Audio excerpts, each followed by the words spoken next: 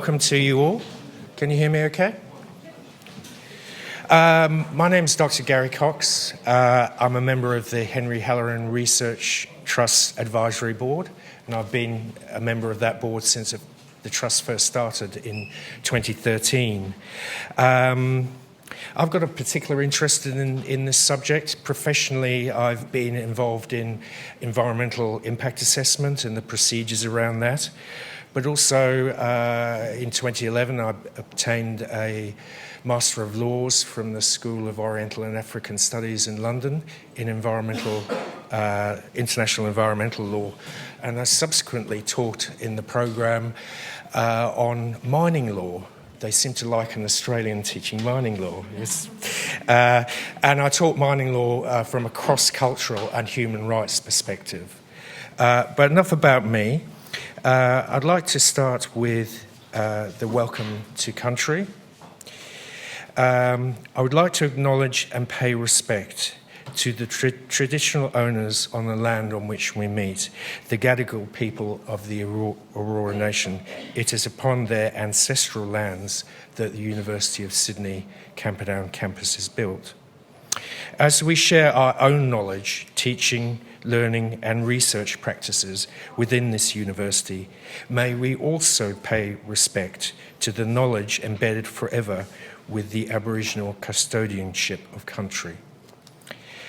And probably at this moment I should give an apology because unfortunately Rowena Welsh-Garrett, who was going to do the welcome to country and was going to participate in the panel tonight, has been called this evening to participate in a very important meeting of the Metropolitan Local Aboriginal Land Council. While that's very disappointing to us, I know we all respect and are grateful for the very important advocacy and leadership being undertaken by people like Rowena in a very critical time in our history in the lead up to the Voice to Parliament referendum. So, I want to formally welcome you to the Festival of Urbanism, which obviously is being organised by the Henry Halloran Research Trust. So this trust was set up by a very generous bequest by Warren Halloran, who's the son, surprise, surprise, of Henry Halloran. And the trust is dedicated to fostering new research in cities and regions and evidence-informed dialogue between research, government, industry and community, and to emphasise this is a multidisciplinary endeavour. So we're now in the 10th year of the Festival of Urbanism, and we promote this through dialogue and a programme of events which has reached out across the nation this year, and to include speakers from academia, government, industry and the community sector. So, the theme of this festival is contested urbanism, and it won't surprise anyone to say the environment is a contested space, a contested discourse. Now, I can remember when I first came to Australia, and I'm showing my age here because Malcolm Fraser was still Prime Minister, and the contested environment issue of the day was, of course, the Franklin Dam in Tasmania, which became a kind of touchstone national issue in the 1983 federal election, whereby the Hawke government came into being. But also more recently, of course, across the world with Extinction Rebellion. I won't take the chair's intro away from her, but just to say that this area of contested space is around biodiversity conservation and environmental protection, which is both contested, complex, and very, very topical. So, just to foreshadow, we do have refreshments at the end, so please stay till the end and we'll have refreshments outside. So I'd like to introduce the chair for tonight's session, Professor Rosemary Lister. Rosemary is Professor of Climate and Environmental Law at the University of Sydney Law School and a Fellow of the Australian Academy of Law She specialises in climate justice, disaster law, energy and climate law, and has published 2 notable books as well as numerous articles on these themes. But I'd like to just mention 2 books that especially resonate with me. We both share an interest in forest carbon. That's another contested area. And so I'd like to recommend a very, very scholarly work called Law, Tropical Forests and Carbon that was published in 2013, but still very relevant today. And also is the must-get book, which is now in its 5th edition, and it's Environmental Planning Law in New South Wales, where Rosemary was the lead editor. And it's very good that a go-to text, which is incredibly comprehensive around all dimensions of planning and environmental law, you keep updating it. So thank you for doing that. It's a very major contribution to the field. So without further ado, Rosemary, I'll hand over to you.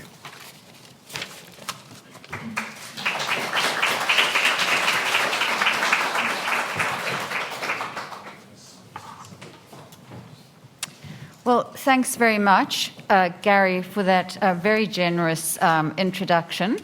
And thanks also to Nicole for inviting me to chair the session this evening. Now, I'm just going to make a few introductory remarks before I hand over to the panel. And so I guess that what I want to do is to just reflect on what is contested and what is not contested with regard to environment. And I want to start with something which is most definitely not contested. And that is that we have twin crises that we are facing right now.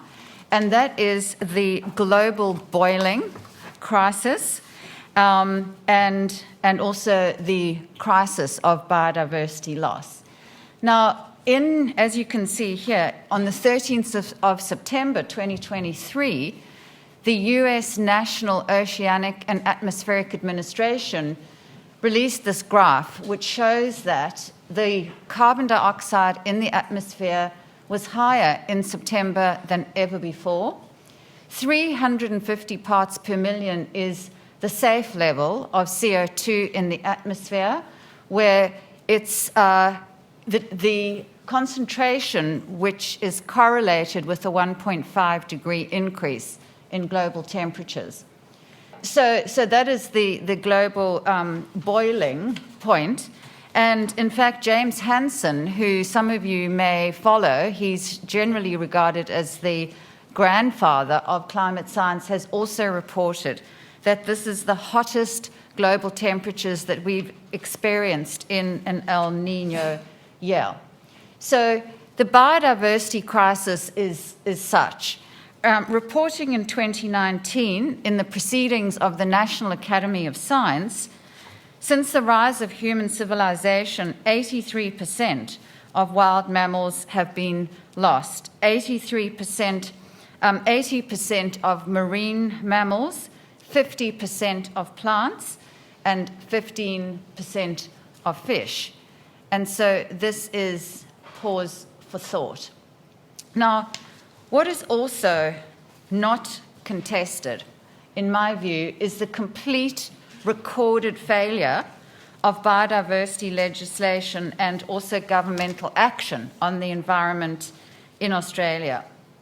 So we have the 2021 Samuel Review, the State of the Environment Report, which found that many species and ecosystems are increasingly threatened by changing environmental conditions, while multiple and cumulative impacts amplify threats to the environment. Over the past 5 years, abrupt changes in ecological systems have been recorded and noting, yet Australia currently lacks a framework that delivers holistic environmental management as between legislative and institutional national, state and territory systems. We then come to the August 2013 Ken Henry Review of the Biodiversity Act in New South Wales, the failure of the Act to achieve its principal purpose is contributing to the continuing deterioration of the environment. This impacts the well-being of all citizens of New South Wales, particularly Aboriginal people and community, for whom the loss of biodiversity presents as a loss of cultural integrity. More evidence: the Audit Office of New South Wales in 2019 stated that Australia's biodiversity crisis is driven largely by land clearing.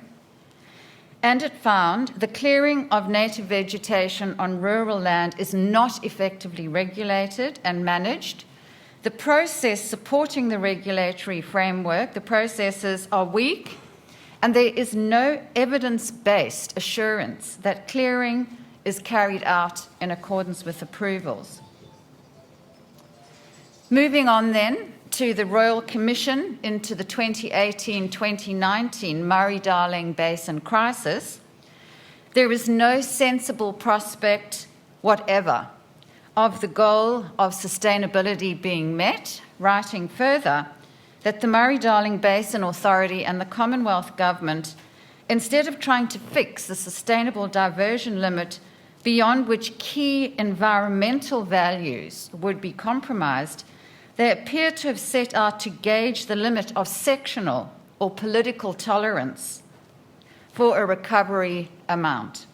The story is unedifying, to the lasting discredit of all those who manipulated the processes to this end. Now, this is something that I have been researching for the past 27 years.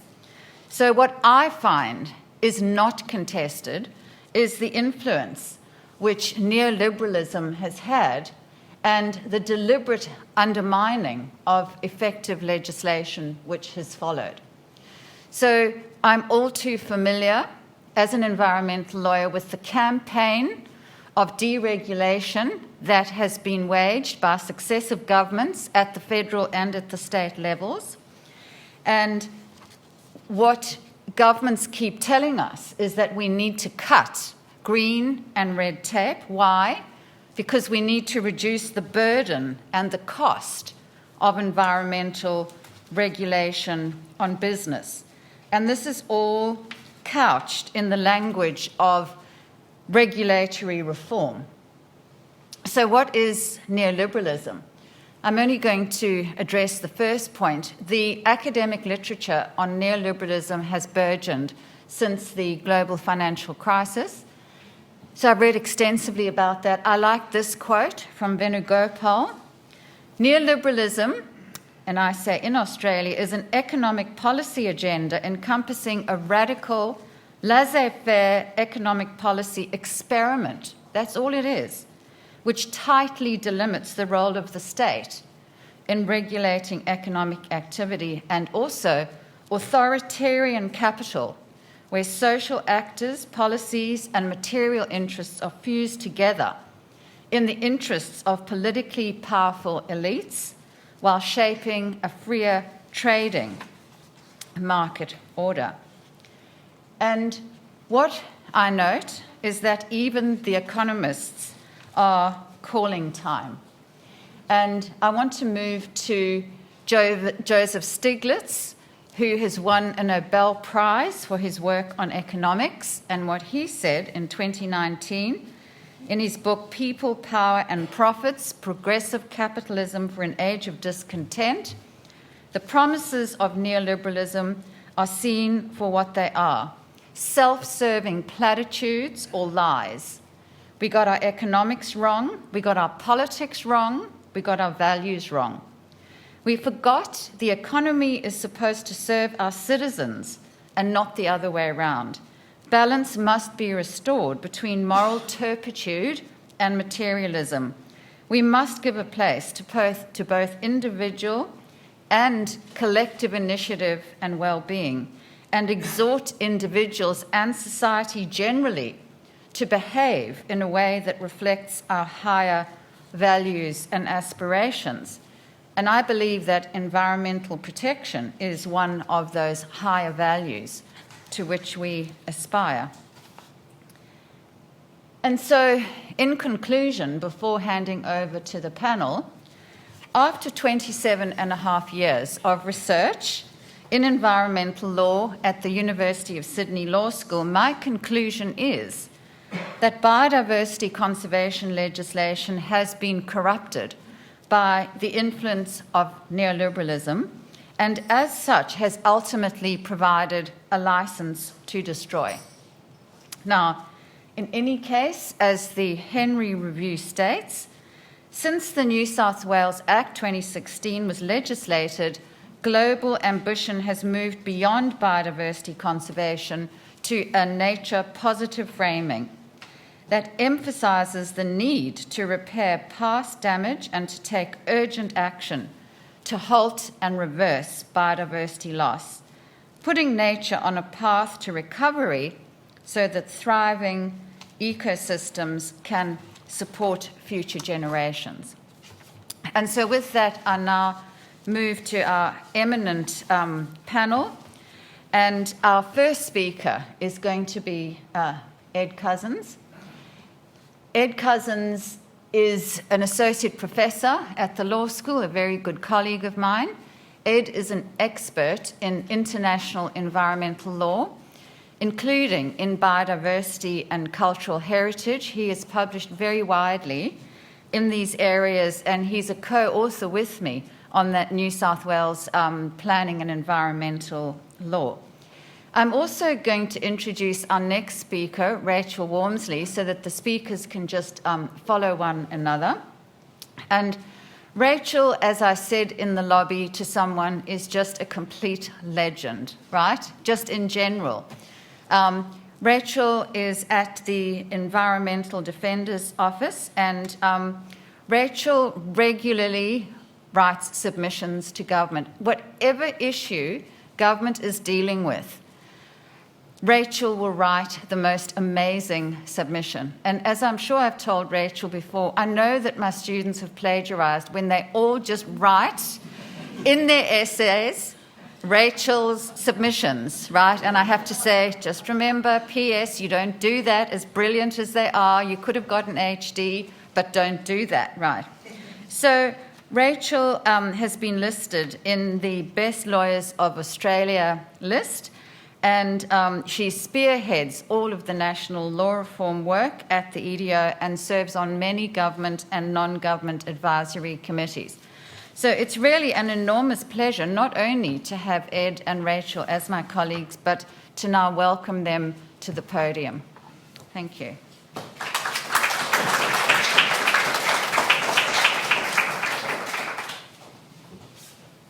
going to do it from here so that I can use the... Okay, hello people. My name is Ed Cousins. I know it's spelt a little strangely, but it's just cousins as in brothers and sisters. The photograph on this slide I took 2 days ago in the Ku-ring-gai Park on the edge of Sydney. It's a goanna eating a sugar glider. The sugar glider was not terribly happy about the situation, but I popped it in here as a reminder that nature is, in our eyes at least, brutal. It's hard enough for wild animals to survive in their natural environments without the added pressures that we put on them.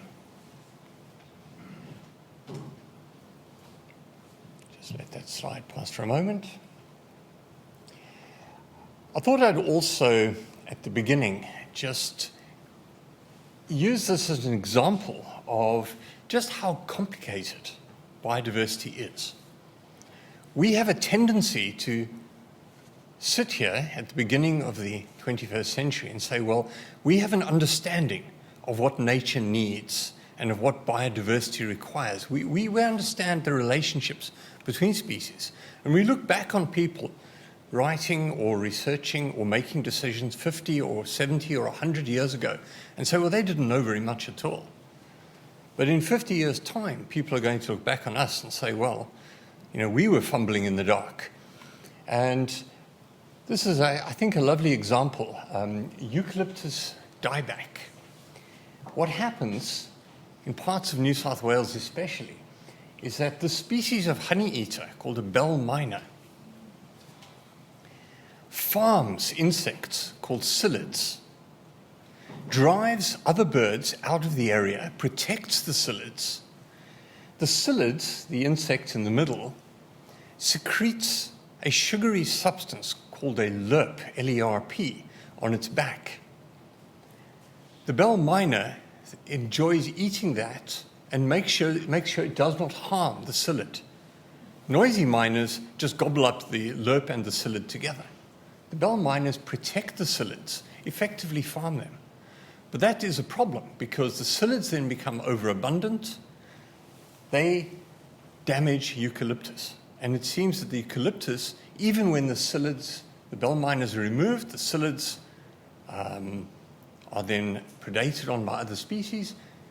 Eucalyptus don't even recover after that, as far as we can tell at this stage. It's an extraordinarily complicated relationship. And this is not dealing with any alien invasive species. These are all Australian species. I just thought it's a good reminder of how complicated it is when we deal with biodiversity. Australia has a rather unusual relationship in the environmental field between international law and national law. Because in Australia's core environmental statute, the Environment Protection and Biodiversity Conservation Act, the most important international treaties of global scope are incorporated directly into Australian law and given direct effect. Now, those are treaties to which Australia has bound itself and which it is obliged to implement. We also have, on the international plane, goals, targets, overarching strategies, which Australia commits to, but which don't carry the same binding status as treaties. And I'm going to come back to that in my last slide, so it's not unimportant here. Now, internationally, the core statute, the core treaty in the environmental field is the Biodiversity Conservation Convention, the CBD. And to give effect to the CBD, its parties, 195 states are party to that treaty, have adopted a series of strategies. So in 2002, they adopted a strategy intended to achieve a significant reduction in biodiversity loss by 2010. That target was not met, to put it bluntly.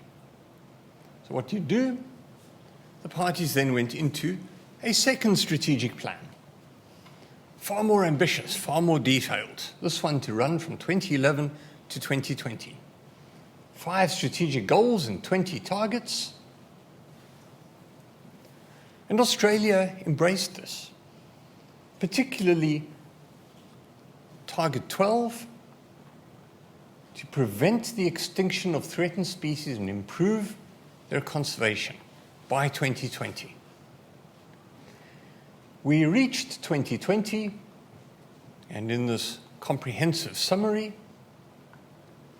was ascertained that not a single one of the targets had been met.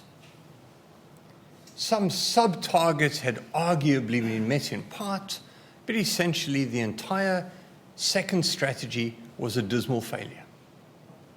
So what do we do? When your 2 successive strategies have failed utterly, there's only one thing for it. You have to adopt a third strategy. That's what we're in the process of doing. We have something called the Kunming-Montreal Global Biodiversity Framework, which I'll return to. And this time it'll work. We can be sure. Now, as I said earlier, Australia is unusual in the extent to which it has embraced international law in its national law. The EPBC Act is the core statute at national level. It is approximately 1,200 pages long if you include the regulations. It is endlessly repetitive. It is horrifically tedious. It gives the national government authority over 9 matters of national environmental significance in the green text. But the bulk of environmental regulation and management remains in the hands of the states and territories. Now, an internal requirement to this management statute, the EPBC Act, is that it be reviewed formally every 10 years. So the first review was in 2009, and the first recommendation was that the Act should be scrapped entirely. But it hasn't happened. Very few of the recommendations were in fact adopted. But we've just had the second statutory review, the second decadal statutory review, the Samuel Review released in late 2020.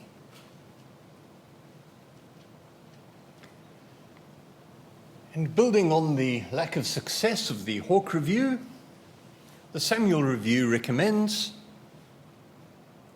if not scrapping, then at least substantive and comprehensive reform.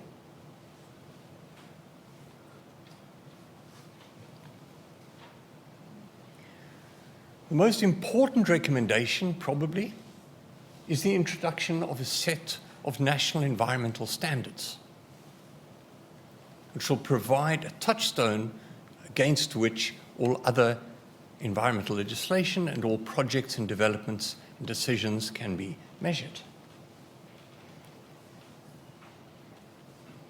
That's at national level, and it overlaps inside the states in respect to the 9 matters of national environmental significance. But it's important also to look at state legislation. And in New South Wales, we have a relatively recent statute, the Biodiversity Conservation Act of 2016.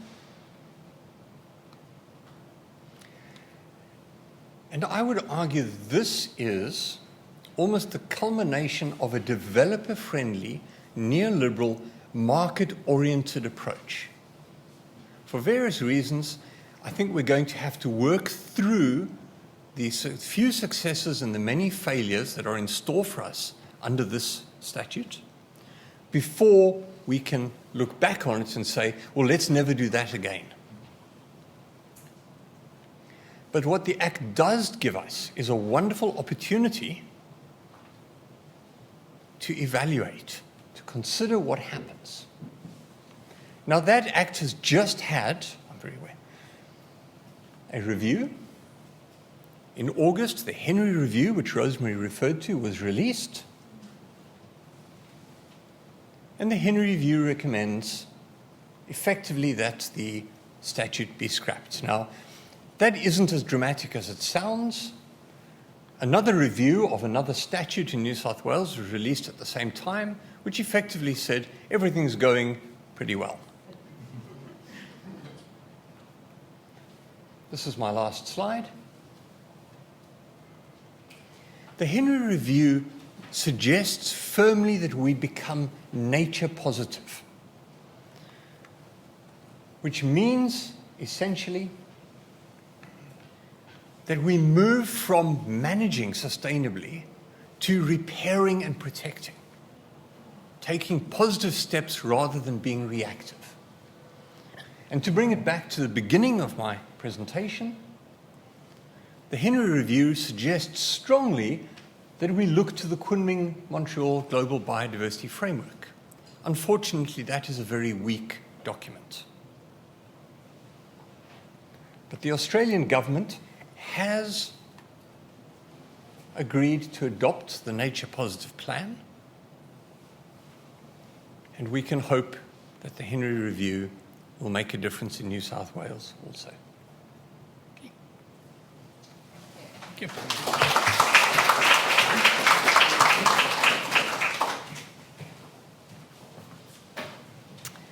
Thanks very much, Ed, and thank you, Rosemary, for the extremely kind welcome. It's lovely to be here today on Gadigal country, the Eora Nation. I pay my respects to elders past and present. Thank you for inviting me to join this really important conversation. So I've worked in public interest environmental law for over 20 years now for the Environmental Defender's Office. If you don't know us, we're the mob who runs injunctions against Woodside, against forestry, some of our latest cases. But we also have outreach, community engagement. We have a Pacifica program, and the program I'm lucky enough to lead is the Law Reform and Policy program. So as I say, in 20 years, it's become really, really clear that the laws in this country are actually failing biodiversity. So at a federal level, a state level and a local level, we need some transformative law reform to actually turn that around. So we've heard from Rosemary and we've heard from Ed about global trends and domestic failings. The Samuel Review of the National Act, the Henry Review of the New South Wales Act, along with the Audit Office, the Natural Resources Commission, many parliamentary inquiries that, yes, I have written submissions to, have all confirmed that the failure of current laws to protect and restore our unique biodiversity. So our urban development demands are absolutely growing, but our threatened species lists are also growing, and not just with obscure orchids or odd little frogs. We're actually talking about the genuine risk of koalas becoming extinct by 2050 in the wild. That's to the degree to which our laws are currently failing. So this new hope, the idea of nature positive and a transformative reform for nature positive, is, I think, encouraging. It's got potential, but we really need to think this through. Many of you, if you've looked at environmental law, will know the concept of ecologically sustainable development. So ESD has been in our environment laws for decades, and the nature positive is the new ESD. ESD has failed, so nature positive is actually about restoring and prioritising environment. It's really going to be critical how nature positive is defined, but it has got the potential to galvanise conservation, restoration, reverse the trajectories of decline, and meet some of these global targets that Ed is talking about with the Global Biodiversity Framework, and also to national commitments for no new extinctions. It will be critical how this is defined. Will nature positive be for biodiversity what net zero is for climate change? It's a great stamp to put on a company brochure or a government policy or a new subdivision, but will it include enough wriggle room that it actually encompasses a multitude of trade-offs? So critical to this question of trade-offs in contested environments is the use of biodiversity offsetting. So I really wanted to use my 7 minutes today to drill down into this a little bit more. The key questions: can biodiversity offsetting really be nature positive? Particularly, can it deliver outcomes in contested urban environments? So the idea of biodiversity offsetting, as you probably know, is that where habitat is destroyed by development in one place, the impacts can be offset by protecting and managing a similar habitat in another place, or paying someone else to do this. The concept's been around for a long time, since the 1970s in the US, and offsetting is actually now a prevalent legal policy tool that's used to facilitate approval of a range of developments, including urban developments. Arguments can be made for the offsetting being used to facilitate controversial developments, but also the developments we absolutely need, the housing developments, the livable, connected communities that we want. Where these developments are desperately needed and have unavoidable impacts, at least offsetting gets some funding for biodiversity conservation elsewhere. There are arguments that can be made there. On the other hand, there's actually a dearth of evidence to show that offsetting delivers environmental outcomes, and critics abound. So the key questions for forums like this: can we continue to grow our offset biodiversity markets, to facilitate urban and other development and be truly nature positive? What safeguards are needed to ensure new nature positive laws don't just repeat the mistakes that we've currently got in our planning laws, our mining laws, our native vegetation laws, and cement the business as usual trade-offs that have happened under the guise of ecologically sustainable development? Happily, EDO has long advocated for some principles and solutions in this area, and it's really heartening to see these principles reflected by the likes of Ken Henry, by the likes of Graham Samuel, when they're actually undertaking the reviews that Ed's just taken us through. So my top 12 hints of what we absolutely need to see to make sure laws are nature positive in terms of offsetting are as follows. The law must recognise some plants and animals are actually simply too rare and cannot be offset. We've got a situation in New South Wales at the moment where pretty much everything is amenable to negotiation and offset. We need red lights, no-go zones, because some offsets simply are not ecologically feasible. Offsets should be a genuine last resort. We need the law to require real measures to avoid and minimise impacts first, and these must be demonstrated. If you then proceed and have an unavoidable impact, offsets must be required to actually improve biodiversity outcomes. They need to show a net gain, not just no net loss. Because if you have no net loss and a species with a trajectory like that, all you're doing is helping them plummet, really. Offsets need to be like for like. This is fundamental to the integrity of biodiversity offsetting. The idea that you could trade off Western Sydney koalas for Gunnedah koalas is questionable, but it's actually worse than that. You can, in New South Wales, trade off a completely different species if they're of a higher risk category somewhere else in the state. Like, the rules are not like for like, and so that gives wriggle room when you've got a really, really scarce or endangered entity that's impacted. Anything less than a like-for-like direct offset, it's not actually an offset at all. We're into the realms of it just being an extinction payment. Offsets should be secured before impacts, not a promise for future offsets. There's a huge time lag if you think about it. If a development destroys habitat, including, for instance, trees with hollows, then that takes a really long time to ecologically replicate a tree with hollows. That's hundreds of years, notwithstanding nest boxing. But we have the situation again in New South Wales where mines have been approved at Maules Creek at Mount Pleasant, approved on the condition that they will offset the clearing that happens. They clear, they go ahead. We're 7 years on, we're 9 years on. Those mines have never found an offset. They've never secured an offset. They simply apply to modify their conditions and say, we haven't got that done yet. And so on paper, they're compliant, but the offset does not exist.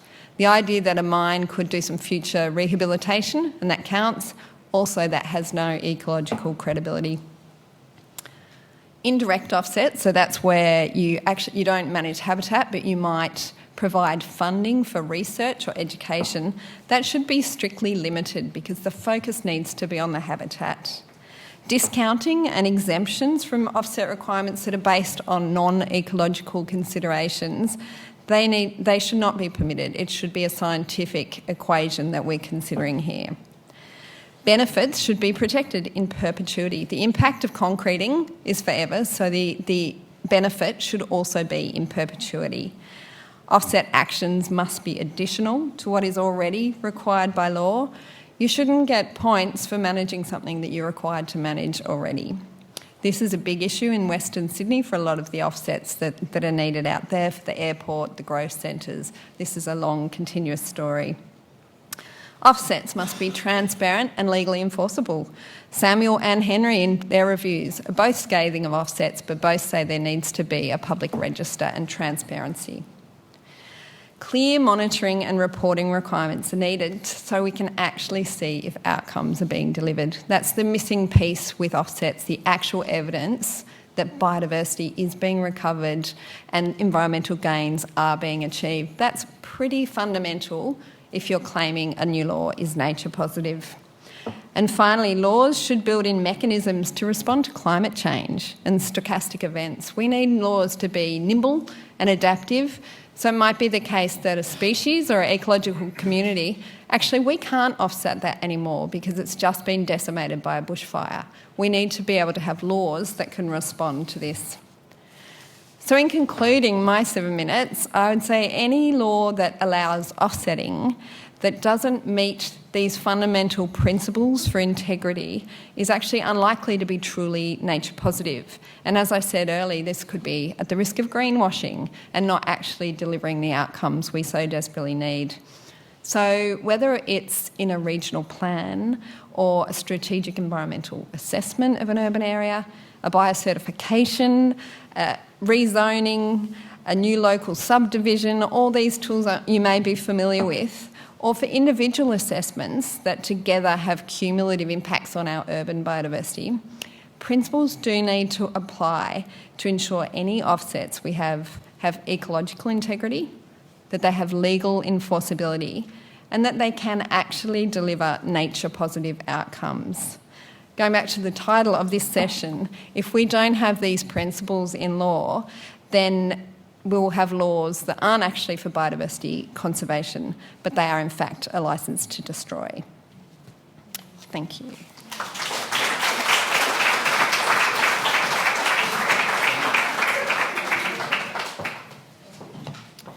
Well, thank you so much, Ed, and also Rachel, for sharing your years and years of research and work and submissions and so on with us tonight. So we did ask the audience whether or not they would want to ask questions of the panel, and I'm just going to put one of the audience's questions to you, and I'm just going to really leave it up to either both or one of you to answer the question. So here's the first question. Does the panel think the wider public understands or engages in environmental decision-making processes? Rachel, would you like to start? I'd love to, thank you. Thank you, whoever asked that question. There has been polling by some of the big environment groups who we work with, like ACF, the Australian Conservation Foundation. People really, really do care about the environment. They care about the places they love. They care about a safe climate. In elections, we see the polling saying these issues matter. So there's no doubt that people care. But when you get into how do people engage in environmental decision making, that's much harder. Like for some people, the names of like the EPBC, as Ed said, is a torturous and horrific and tedious act. Like for the average person, you're not going to read over 1,000 pages of legislation. Statutory reviews happen all the time, inquiries happen all the time, and even the best communities with resources actually find it difficult to engage in environmental decision making. You might have multiple consultations, you might have huge documents out for exhibition, you might be asked for your thoughts on an environmental impact statement that's this high, and you may not be able to engage. So it is there is a desire to engage, but it is really difficult. One of the reviews Ed mentioned, the Nature Positive Plan that the federal government is putting out, they've committed to putting out for exhibition new legislation this year that's going to be nature positive legislation. This is fantastic. We've been working really hard with them. Part of that work is on a community engagement and consultation standard that we want to get embedded in the law. They're saying, yes, this is great. We want to get these third-party rights, this community engaged in the law.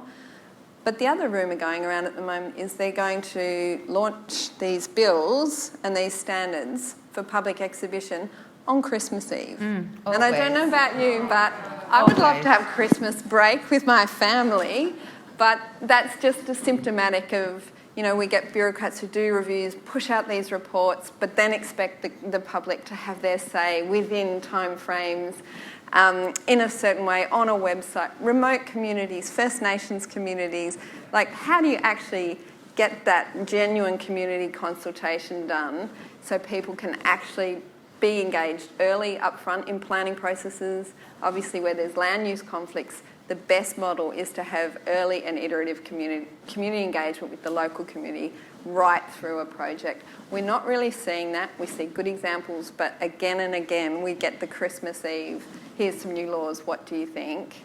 And it's not really working for communities. So I'll just finish by saying one thing. We are doing at EDO, we're working with the Wilderness Society on a project about how to really enshrine the rights for access to information, public participation and access to justice in Australian law.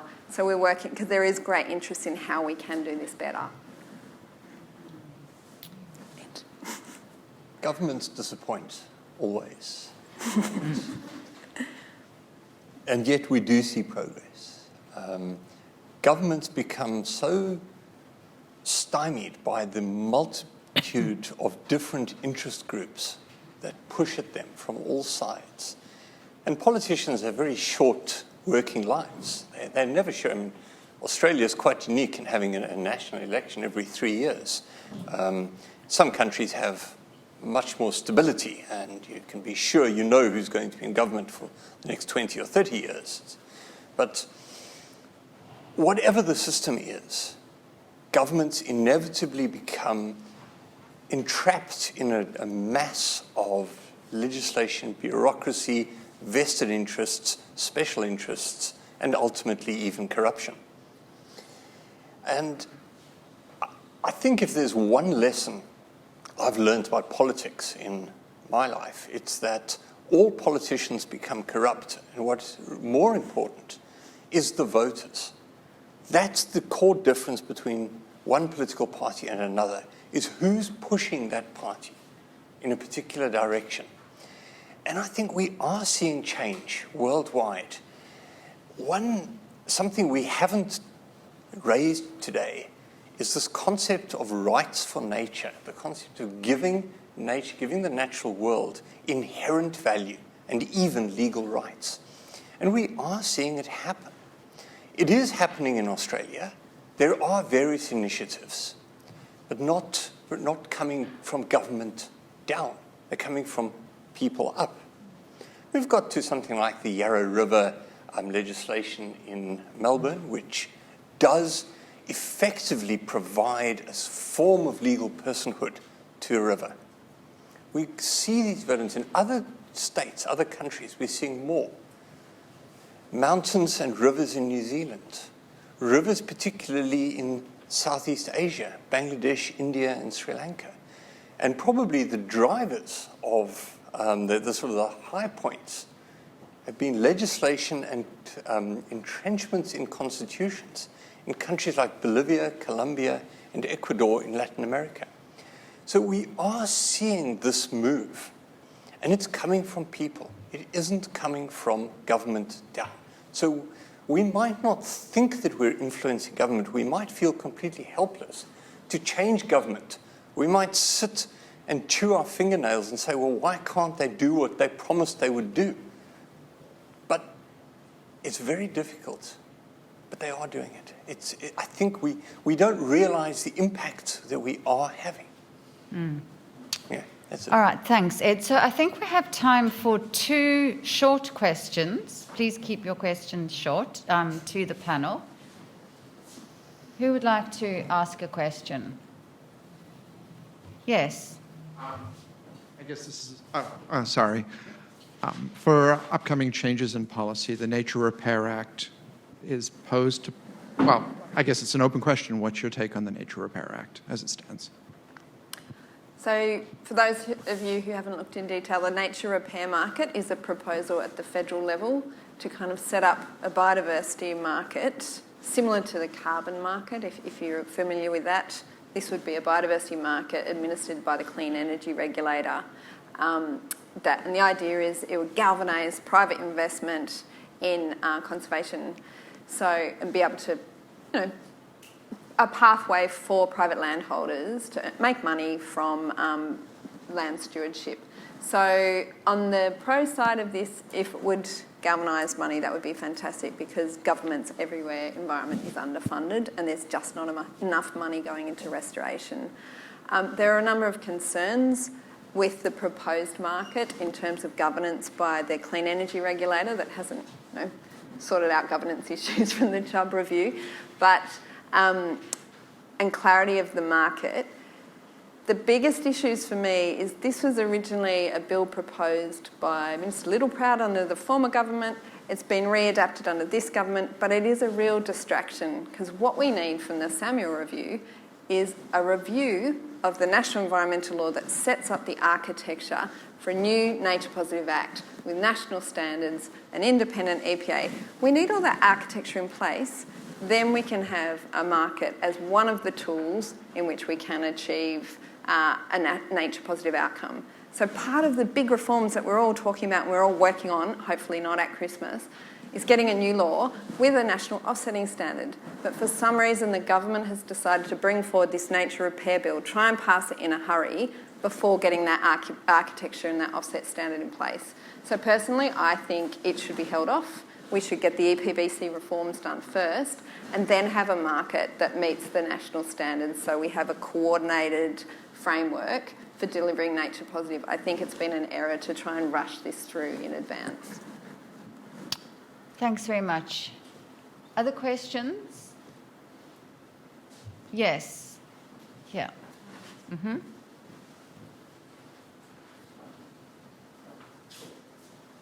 I'd like to ask a practical question to Rochelle. You mentioned koalas, you mentioned southwest Sydney. The proponent for major development down there at the moment is Lend-Lease, and Lend-Lease is looking to sell that particular, or we believe Lend-Lease is looking to sell that particular part of the organisation. And so how do you actually put in safeguards in perpetuity for potentially an offshore organisation, and particularly when the limelight is on Lend-Lease in terms of tax matters and other considerations? Just looking for a practical thought from you. I'm not sure there is a simple answer to that one, but I would again go back to looking at the legal architecture that is in place. What have we got? What principles do we have at the moment? What accountability measures have we got? So when I talk about we want protections in place in perpetuity, then it is legal covenants, legal mechanisms, whether it's land that eventually goes into the National Reserve system, or we need those absolutely on land title so it's clear, so future owners, no matter which company is involved, future owners know that pocket of land is an offset site to be conserved in perpetuity. It cannot be redeveloped. At the moment we have rules of where you can actually offset sites. Like it's got that far from how the core principles should be. So it is about making sure you have the legal mechanisms in place to properly protect an area. And again, the transparency of having a public register of offsets so you can see which pockets of land are already offset by whom. You have that accountability and transparency. And then you have a role for, third-party enforcement. You need the suite of mechanisms to hold companies to account, to hold governments to account, and make sure that the biodiversity outcomes are actually delivered, especially for poor koalas. If I add to that, but it's really a comment on both of the two questions. I think we're reaching the outer limits of what we can achieve with these offset stroke trade-offs. In one sense, they've been a huge con job. And they only worked like a pyramid scheme while you had enough entrants into the market. We don't have those. Now we're scrabbling to find other ways to satisfy them. So now there just aren't suitable pieces of like land available to replace what you're going to destroy. So instead we're looking at ways to pay into a conservation fund generally. But when that fails, what will we see after that? And at some point, we're going to have to admit that the entire system is not working. Okay, one more question. I'm curious with the offsets program. Thanks.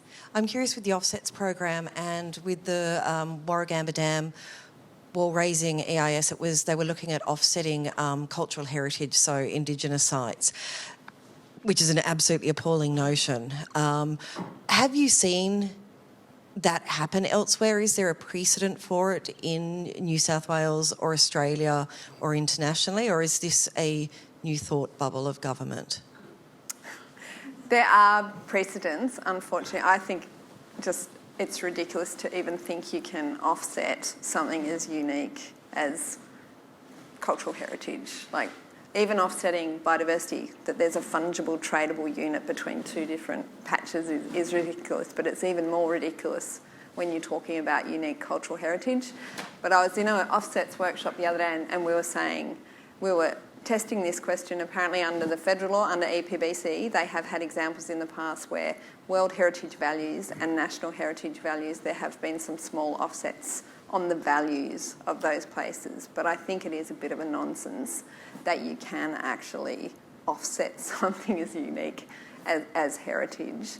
So I was surprised to learn that there have been approvals based on that. But as Ed said, such is the need to just approve things and facilitate things that you put a stamp saying, oh, it's offset, so it's okay. It has been a bit of a con job, and it has made certain developments that should have got a hard no, it's made them approvable. So I think what I'd like to see, instead of these, what we've had in law is to make developments able to be approved. We've seen standards in offsets weakened and weakened and weakened. Oh, you can't find an offset, okay. Try a different species or a different forest. Oh, you can't find that, okay. Try money into a fund, and it's the government's problem to try and find an offset later. Instead of just identifying what's too precious to lose up front and having a law that says, sorry, no, try somewhere else, we have these weakened and weakened and weakened rules. And I think it is time to call that, and it is time to put in place some actual red lines, some no-go zones in the law, and then make sure that any options after that are credible and according to those principles, they actually are nature positive, otherwise it is greenwashing. Thanks very much, Rachel. So I'm going to bring the panel to a close, but just before we close, Rachel and Ed, in 30 seconds, you've shared so much of your time with us, but in 30 seconds, if you were to pick one thing that will help us to arrive at nature positive, what would you prioritise?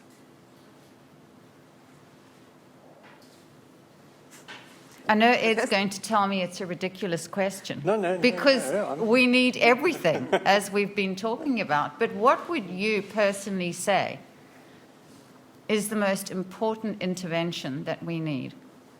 Do you want to go first? Sure. Try. I think that, unfortunately, I think things are going to have to get worse before they get better, in the sense that things might look abysmal to us at the moment. But I think because things are happening on a global scale, we struggle to recognize that. I think we need to see and understand everything, how it is all connected, how the bell minor, the psyllid, and the eucalyptus are connected, and then how they connect to every other species in the area, in the country, in the world. And when we can start to understand that and get an overall picture, then we might start to, we might be persuaded to take the concrete steps that are needed. But the sacrifices we're ultimately going to have to make are beyond our current understanding. Thank you, Ed. And Rachel, for the last word. The one thing, I think we need a new national environmental law. We need to hold the government to their commitment. The Nature Positive Act, there'll be a new act. This is it. We've had 20 years of an act that barely addresses climate change. We desperately need that new national act. Once we have new national standards, hopefully that will lift up states, and from that we'll actually get the flow through so we can be nature positive. There we go. We ended on a positive. There you go. Thank you. So with that, please join me in thanking the panellists.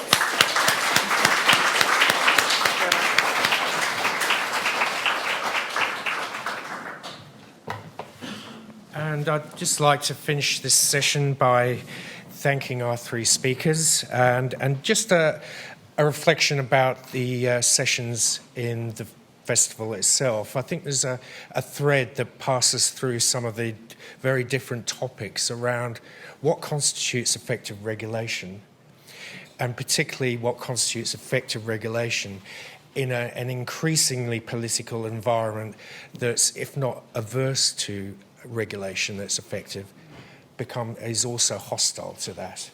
And I think we had some very salutary and thought-provoking presentations. And just reading one of the slides, I don't know whether it's Ed's slides, was the environment's become so damaged that we have to move to nature positive, and that term obviously has issues in itself, as Rachel has talked about. And certainly this area is complex, it's contested, but by God, it's urgent. So I'd like to thank Professor Rosemary Lister, Associate Professor Ed Cousins, and Environmental Defender Rachel Walmsley. Thank you. And please join us for refreshments outside, and thank you all very much for attending this session.